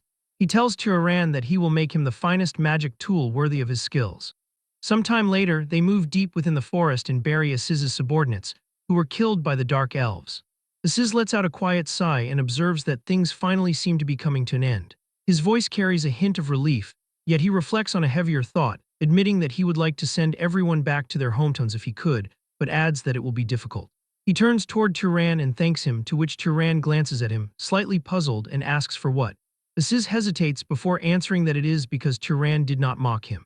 He is a noble, yet he cried at the sacrifices of his subordinates, calling it pathetic. So Turan asks why he would think that is pathetic, and Aziz replies quietly that it is because that is what his father taught him. Those who fall in a righteous battle shall dwell in the heavenly palace with the gods, as he was taught that to grieve for them would be weak, and that a true noble must move forward, standing upon that sacrifice. But if not grieving over a family member's death is strength, then he does not think he could ever become truly strong. Turan listens in silence before a warm smile appears on his face, and he says that it is not a sign of weakness but kindness. Aziz is taken aback, then tries to lighten the mood by suggesting they speak more comfortably since they are going to be traveling together anyway, nodding that the age difference between them is not that great either, and Turan gives a small nod and agrees. Aziz smiles and raises his hand, announcing that he looks forward to working with him as a friend. Turan stands still for a moment, repeating the word friend to himself. He reaches out and holds his hand, telling Aziz that he looks forward to that as well. After some time, Aziz suggests they rest before continuing, so they stop nearby, where Turan points to a box on the ground and asks what it is. Aziz opens the box, which is full of food and wine, identifying it as a cold storage chest, and explaining that he kept several things in it from the last time they were in the city. Turan wonders if the inside is always cold, so Aziz confirms that it is and explains that thanks to it, most foods can be stored for about a week without issue, adding that cold food can be reheated before showing off other tools. He notes that if you press a button on one tool, water comes out, mentions another magic tool that creates shelter from gathered wood, and a third that sounds an alarm when someone approaches. Aziz suddenly looks excited and gestures to his own clothes, explaining that what he is wearing is a magic tool with a self-cleaning function. Turan observes that magic tools are not common items and declares that it is impressive. He says that just one set of clothing alone would be worth saving his life, but Aziz smiles and declares his life is worth way more than that, promising to reward him with far better things when they return to the main house. He adds that if the house won't allow it, he will make them himself. He then changes the subject, nodding that during the time they have traveled together, he has seen so many types of Turan's magic that he has lost count. Listing off animal control, freezing, levitation, liquid manipulation, enhancement, luminescence, restraint, instant death, terrain transformation, and lightning strikes. He asks Turan if he spent his whole life practicing magic, or if he has a bloodline ability that lets him master any magic he wants. Turan narrows his eyes and mentally notes that he just can. He reminds Aziz they agreed not to pry into families, so Aziz quickly laughs and says he was just kidding, claiming there is no way such a bloodline ability even exists. He then asks how old Turan is, nodding he does not look older than 30 but wondering if he has lived for 80 years, and Turan answers that he has about a month left until his birthday and turns 18 this year. Aziz is completely shocked. He reveals that he is turning 43 this year, but then chuckles and says a 25-year difference is not that important to them. Aziz crosses his arms and says he should have known Turan had that much magic power to take down 2 wraith sorcerers, adding he was not expecting there to be 2 geniuses like him in the world, leading Turan to ask, too. Aziz explains the other person is close and has an incredible bloodline, revealing that the other genius is his cousin. Turan asks if he can ask that person to make magic tools for him, but Aziz says no because she is from the main house. Turan wonders about the main house, as Aziz explains she is a princess of Arabian and might even become the head of a great house someday. After that, they start walking. He explains that unlike ordinary wizard houses, heads of great houses do not easily pass positions to their own children. Because in a great house, there are dozens of relatives in the same generation, and naturally at least one of them is usually stronger than the head's own child. Yet among the head's children, Mesa was born with the greatest talent. After awakening her magic power, Mesa mastered all manner of combat magic in just 10 years. Turan is surprised as Aziz adds that as a result, she received the full support of her house, and now at only 21 she is almost on the same level as the core members of the house. Turan thinks about how much power she has at that age and asks if the house performed a funeral. Aziz says that is right and explains that when their eldest granduncle passed, his magic power was devoured by Mesa, though they naturally received portions as well. Turan realizes it is clear there is a good reason the great houses maintain their supremacy. Aziz points ahead, nodding that it seems they are almost there. Turan looks up and Aziz explains that this is the Dakin Plains, the central territory of Arabian. They eventually arrive at Zavillan, the territory of House Berg. As they enter the mansion, a woman rushes out and asks Aziz what on earth is happening. Aziz shouts, "Mom," and embraces her, starting to cry. Turan watches, mentally nodding that Aziz is 43 and yet reacts this way. A man with a beard approaches and tells Aziz to mind his dignity and at least address her as mother. So Aziz apologizes and then introduces Turan as a new friend from the south who risked his life to save him, stating that without him, he wouldn't have made it back here alive. The mother says this pilgrimage route wasn't supposed to be that dangerous and asks what happened. So Aziz reveals they were attacked by dark elf wraith sorcerers. She is furious and calls them filthy wretches, declaring she will take an army and tear them to shreds. The man from before calls her the house head and tells her to compose herself because people are watching. He then asks Turan which house he belongs to, and Turan replies that he is afraid he cannot say. The man asks if he cannot, and Turan admits he does not really know, explaining he was born to a commoner mother and does not know who his father is. Aziz is shocked and asks why he never told him about that, but Turan replies it is not something worth boasting about. The head of Berg looks at Turan of the unknown house and declares that since he saved her child, she shall see that he is properly rewarded. She tells him it is difficult to offer him a room there, but says she will arrange for him to stay at the finest inn in the city, making Aziz frustrated as he asks his mother if they shouldn't host him at home. She explains that would normally be fine, but they have an important guest staying with them now. Regardless of the circumstances, it is difficult to bring in a stranger of unknown origin, and she hopes he understands. A voice suddenly speaks up, telling the aunt she does not need to worry about her, as surely the person who saved Aziz would not suddenly try to assassinate her. A woman dressed in black appears. Aziz realizes it is Mesa and asks what she is doing here all of a sudden. Turan observes the Princess of Arabian, thinking she looks more like a corpse in her current state. Mesa explains that she is there to hide because she was nearly assassinated by Zahor's vermin. Aziz is shocked that an assassination attempt happened at the main house. Given how fortified that place is, he asks if there could be an insider. Mesa replies that there is probably an insider because the main house does not just have one or two people with questionable loyalties. She declares she is tired and retires first, saying good evening to everyone. After that, Aziz's mother calls her maid named Ina and tells her to show Turan the second best guest room in the house. The next day, Turan opens his eyes on a bed in the grand guest room.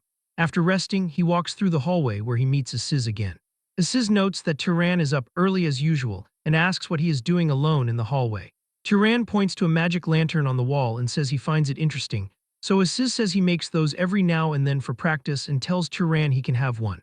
After hearing this, Turan says he is not that interested. Suddenly, a massive flash of lightning rumbles through the windows, lighting up the hall.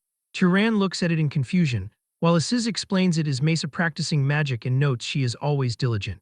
Turan asks if that was Arabian bloodline magic, and Aziz confirms it is the Storm bloodline. He admits he has never hated his own bloodline but says he is a little envious, as she looks like she is becoming a literal god. Turan is curious and wonders about how strong the next Arabian leader is. Aziz asks if he wants to take a look, but Turan says he is curious yet does not think it is a good idea for a suspicious outsider like him to approach. Aziz asks why that matters since he is not an assassin. He insists he can vouch for him and admits he is curious about who is stronger between Turan and Mesa. Turan says he thinks that is the real reason Aziz brought him there. Aziz laughs and says that, to tell the truth, he has been holding a grudge for a few years and wants to see Mesa frustrated for once. They go to the training grounds where Mesa is standing. Aziz calls out to her. She turns and asks Aziz who is beside him, so Turan introduces himself. Mesa repeats the name, remembering him from last night, and asks what brings them there. Aziz says they saw her practicing magic, so they thought they would join in just like they did in the past. But Mesa reminds Aziz that last time he stormed out crying after she learned something in 2 tries that took him a whole week, which makes Turan laugh.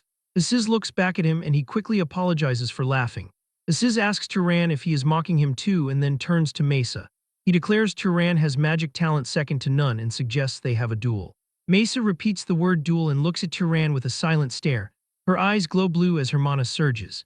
Turan looks up at the sky where the weather has turned dark and a lightning storm descends. As she releases more mana, it becomes more terrifying, making her look like a monster. Turan's body stiffens under the sheer weight of her pressure, and his eyes go wide. After it is over, Turan is left panting and sweating from the intensity. After a moment of silence, Mesa looks at him and says she hates to say this, but she does not think Turan is a match for her. Mesa is sorry to say this, but it looks like it will be a bit difficult for him to duel her. Turan stays silent while he stares at her with a focused and determined expression. Aziz steps in with a wide grin and tells her that, in terms of magical power, he certainly would be no match for her. However, he adds that what is truly incredible about this guy is his ability to learn magic. He puts a hand on Turan's shoulder and declares that he is a genius unlike any he has seen in his entire life.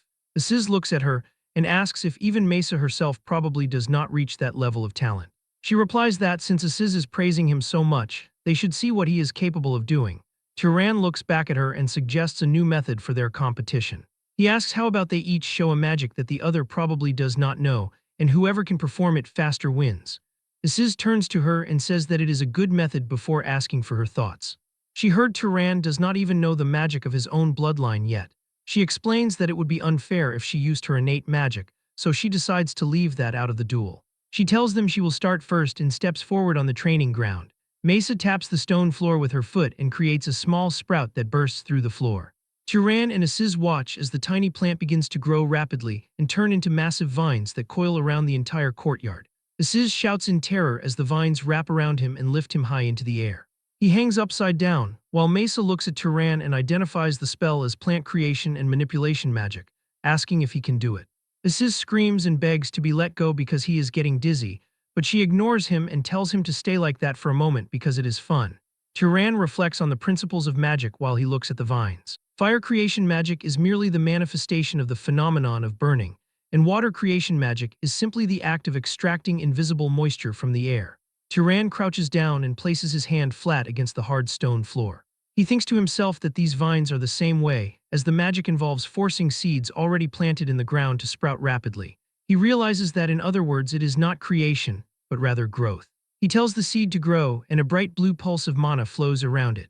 In a split second, several blue vines explode from the floor and weave around Turan. Mesa watches with a shocked expression as the plants follow Turan's will perfectly. Aziz is shocked too.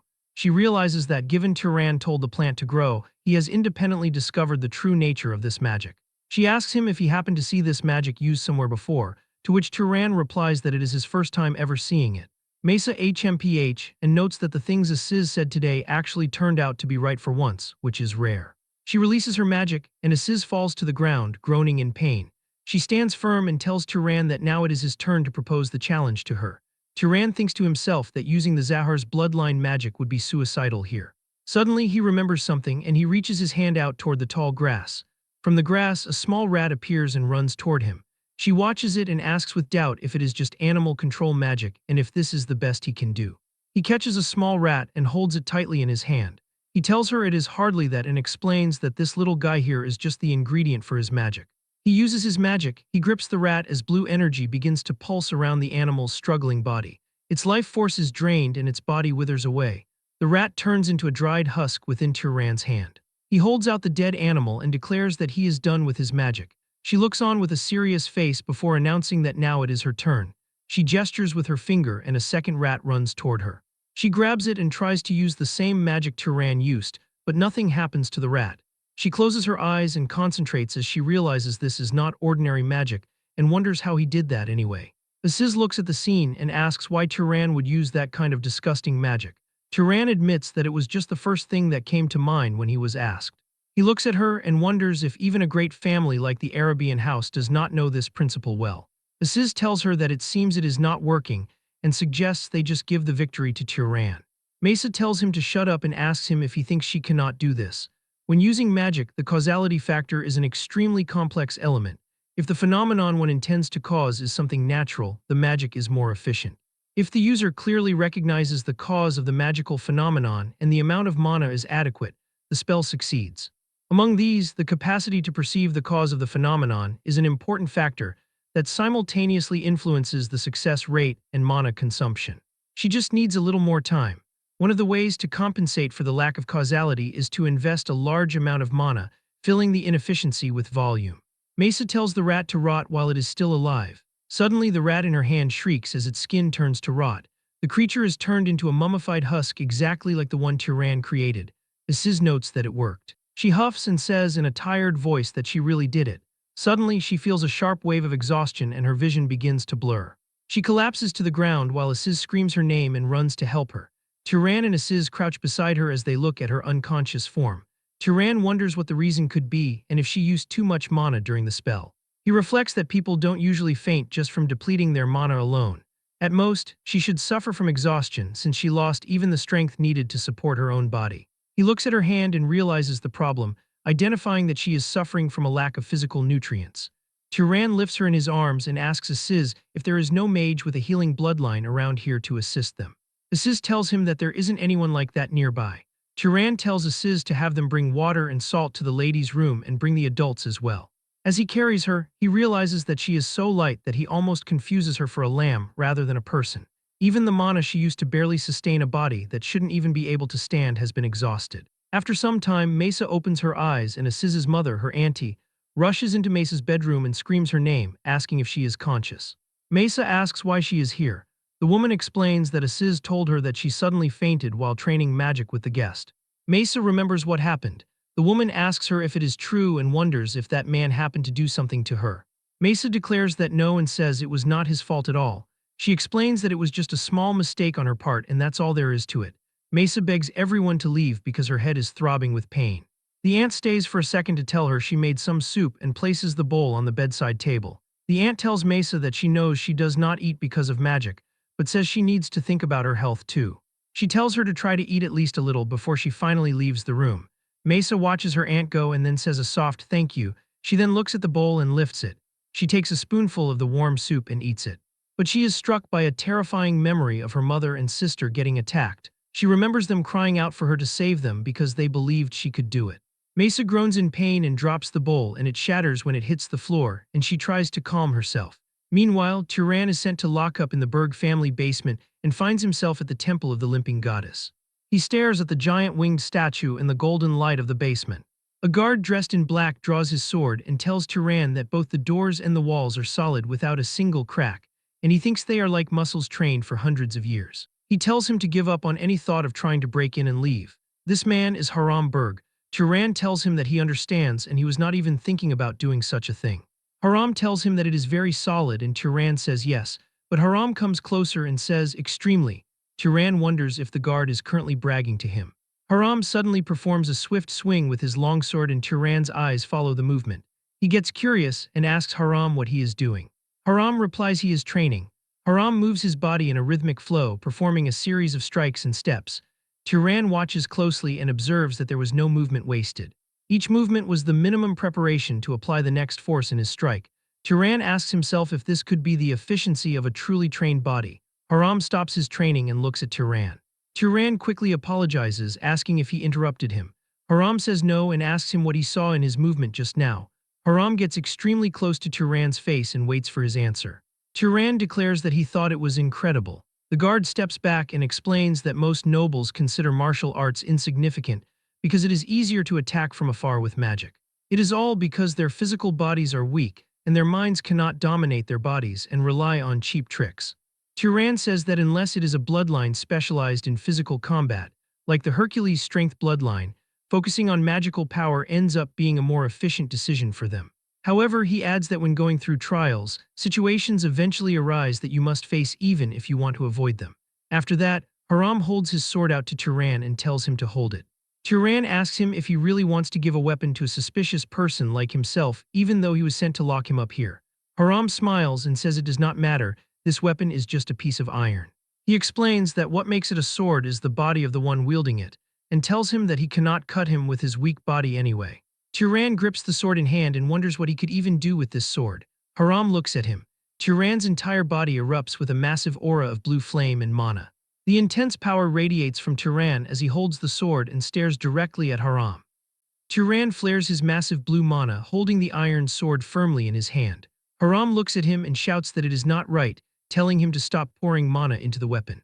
Turan simply replies with an alright and suppresses his energy. Haram steps closer and starts adjusting Turan's posture manually. He commands him to put more weight on his front legs and press down so the earth bears the blow. He tells Turan that his elbow is rising too much and warns that with such weak elbows, he cannot overcome the sword's weight. He adds that at this rate, his thigh will get pierced through by an opponent. He tells Turan to raise his arm and orders him not to set his own limits. Turan replies, "Yes, sir." Haram nods and tells him that was good, ordering 10 repetitions next. He tells him not to stop his breathing and instructs him to breathe directly into his muscles. The seasoned guard observes that Turan is a fine vessel, and if possible, he needs to make time to wring that body dry. Haram declares that mana is mere parlor tricks. He claims that wizards mistakenly assume their physical abilities are guaranteed, but says that is only the minimum function your body possesses. He tells Turan that a properly trained body tears through the battlefield without the need for mana, and insists he needs to understand that difference.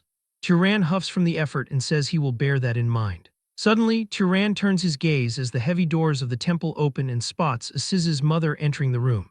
She bows her head deeply and asks for a pardon, telling Turan she has done something unforgivable to their benefactor.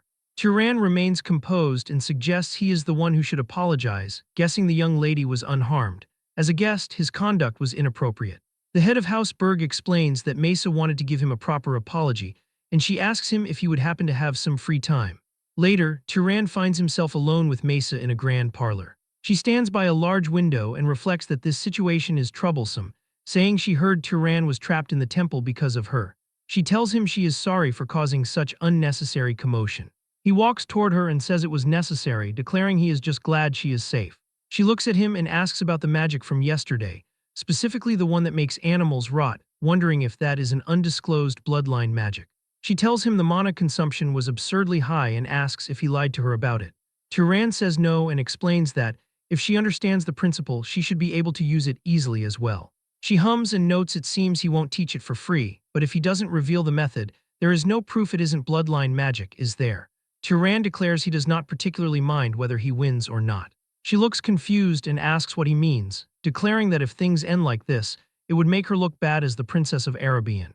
She offers a deal, proposing that if he tells her the secret of that magic, she will teach him one of Arabian's secret arts in return. Turan smiles and says he has no objections in that case. He starts explaining the logic, stating that basically the root is bioenhancement magic. He asks if she used microorganisms no one can see, and she confirms this is correct. She is shocked, realizing it is no wonder the efficiency was so high since she did not know about those hidden factors. She sighs in irritation and admits the loss was hers. Although she succeeded at the end of their duel, it was done through brute force.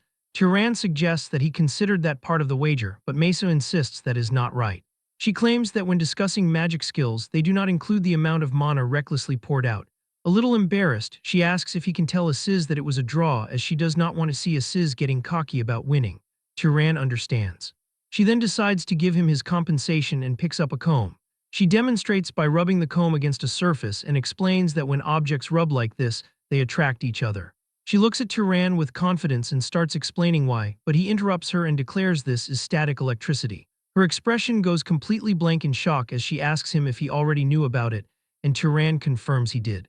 She mutters that this alone was considered one of their quite profound secret arts, and tells Turan she will think a bit more about how to repay him, since she needs to find what he does not know. She suggests that until sufficient compensation comes to mind, they should train together from now on. She quickly adds that this is just to repay her debt, and not because she particularly needs him around. Turan gives a warm smile and agrees, suggesting that starting tomorrow, they should meet in the garden in the evening. The scene shifts to a massive dining hall filled with incredible amounts of gourmet food. Asiz's mother tells him the table isn't much, but asks him to eat to his full. Asiz looks at the feast and asks why she prepared it so lavishly, nodding he hasn't seen things like this even on his birthday, adding that anyone who sees this would think the Lord of Arabian himself had visited. The mother tells him to be quiet. Turan looks at the table and notes there is no way this is an ordinary meal. The head of house turns back to Turan and brings up their earlier talk. She asks if it is true her son promised a powerful magic tool as the price of his life. Turan confirms this is correct. The mother asks if Turan has something specific in mind. He wants something that aids in defense. He explains that while it is easy to harm others with magic, protecting oneself is difficult. If possible, it should be able to protect from surprise attacks. The mother says she has made similar items before, so it should not be difficult. However, she notes they do not have anything ready immediately. Aziz speaks up and asks if he may make the item for Turan, but the mother tells him that if he is thinking of dragging House Berg's honor through the mud, he should stop. Aziz's brother Milo raises his hand and says he will make it, stating he just finished a commission from the main house and has free time. The mother asks how he intends to make it. Milo explains that for defense against surprise attacks, something Turan can carry at all times would be best. He will embed mana into jewelry like rings, earrings, or necklaces to create a function that draws out a guardian bloodline's defensive power.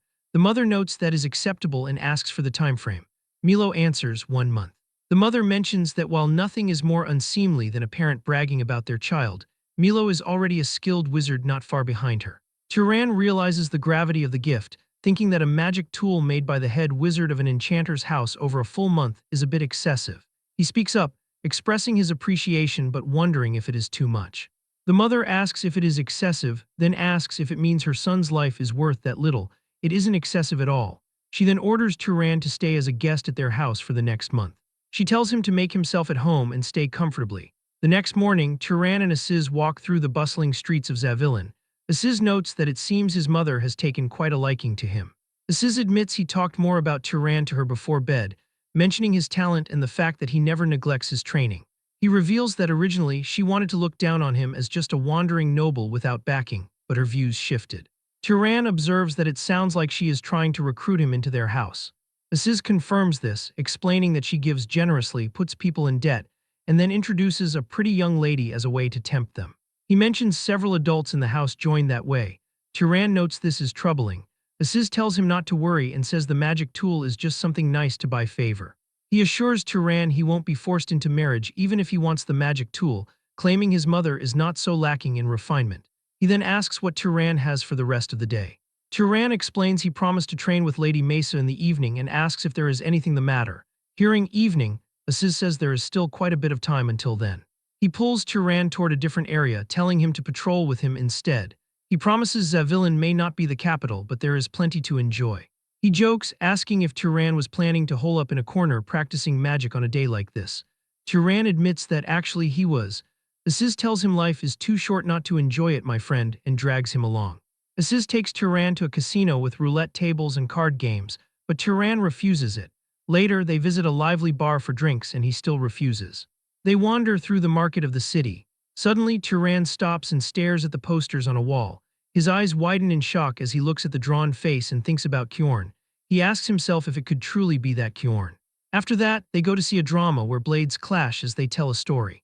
It was the year 2195 when the warriors of Arabian ventured into that demon desert. And there was a knight named Kjorn who defeated the enemy with God's help after a hard-fought battle. Turan and Aziz applaud at the end. Aziz asks Turan if it was worth watching, and he answers that it was very good. He remembers Kjorn saying he is merely an ordinary knight and thinks his humility is unmatched. He vows that someday when he meets Kjorn, he must ask if that story is really true. Early the next morning, Turan opens his eyes and sees Haram staring at him. Haram asks if his body rested well. Turan says yes and asks what brings the man there. Haram says he noticed yesterday that Turan's vessel is quite good. He declares it is toughening time and commands Turan to follow him.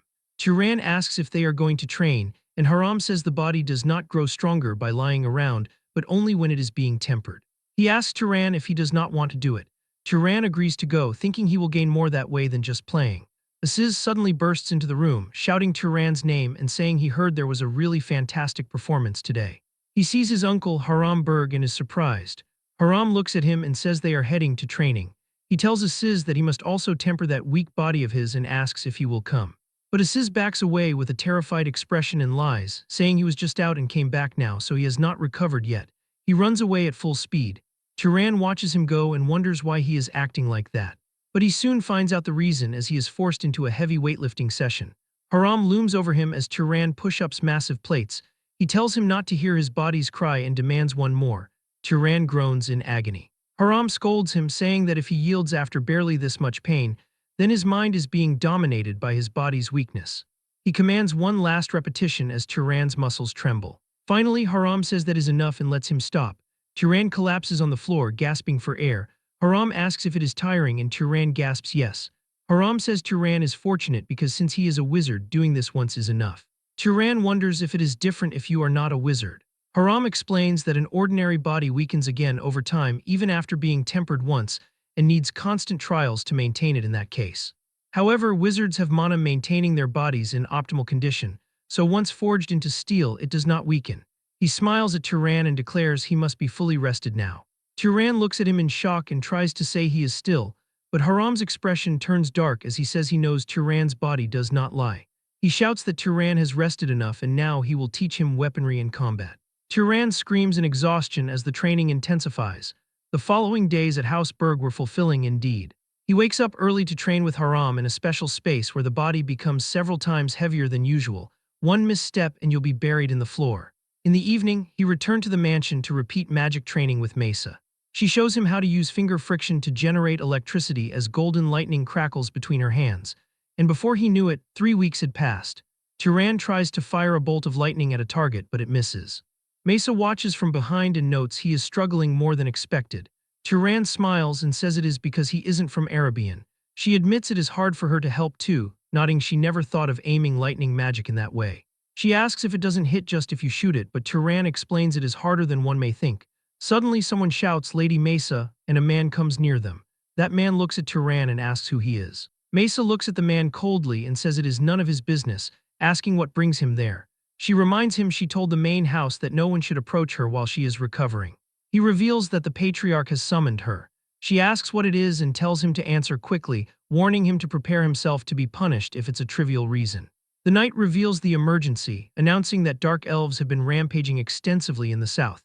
He reports that 3 cities have already fallen, and the main house will assemble an expedition force. Mesa orders the messenger to tell them she will return shortly, and the messenger bows to her, accepts his order, and leaves. She turns to Turan and tells him she thinks she needs to go. She pauses for a second and reflects that before she leaves, she should collect payment for Turan's disgusting decomposition magic.